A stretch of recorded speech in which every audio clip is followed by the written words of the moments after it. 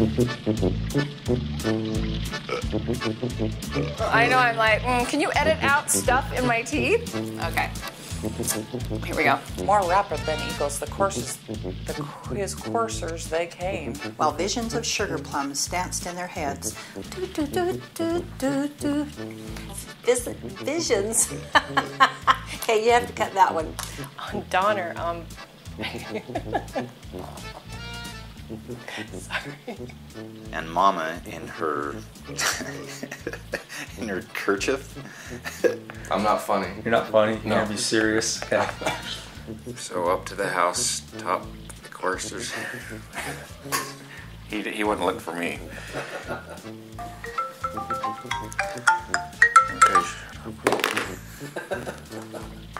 His droll little mouth. And then in a twinkling, I heard on the roof the prancing and pawing of each little hoof.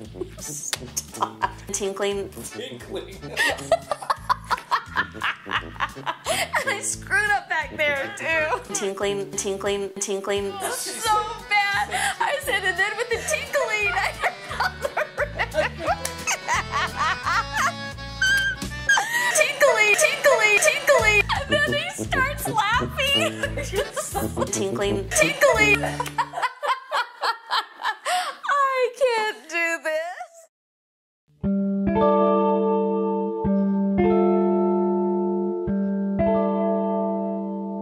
A Visit from St. Nicholas by Clement Clarke Moore. 'Twas the night before Christmas when all through the house not a creature was stirring, not even a mouse. The stockings were hung by the chimney with care, in hopes that St. Nicholas soon would be there. The children were nestled all snug in their bed, while visions of sugar plums danced in their heads. And Mama in her kerchief and I in my cap had just settled our brains for a long winter's nap. When out on the lawn there arose such a clatter, I sprang from my bed to see what was the matter.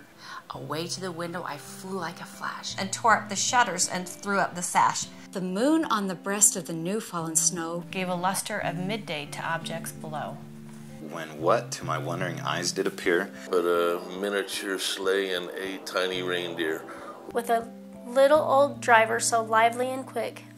I knew in a moment he must be St. Nick. More rapid than eagles, his coursers they came. And he whistled and shouted and called them by name. Now Dasher, now Dancer, now Prancer and Vixen. On Comet, on Cupid, on Donner and Blitzen. To the top of the porch, to the top of the wall. Now dash away, dash away, dash away all. As leaves that before the wild hurricane fly. When they met with an obstacle, mount in the sky. So up to the house, atop the coursers they flew, with a sleigh full of toys and St. Nicholas too.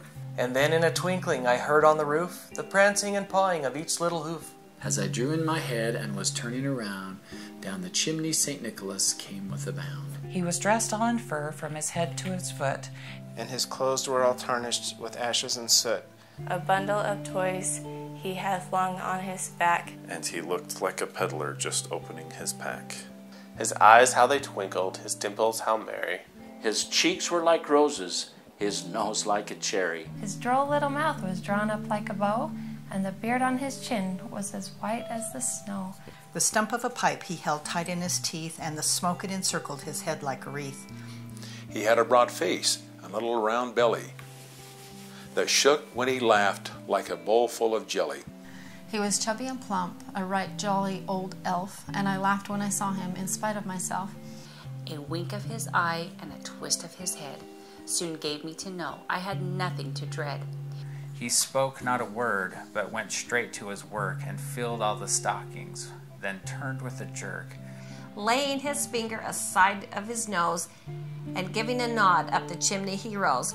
He sprang to his sleigh, to his team, gave a whistle, and away they all flew like the down of a thistle. But I heard him exclaim as he drove out of sight. Happy Christmas to all, and to all a good night.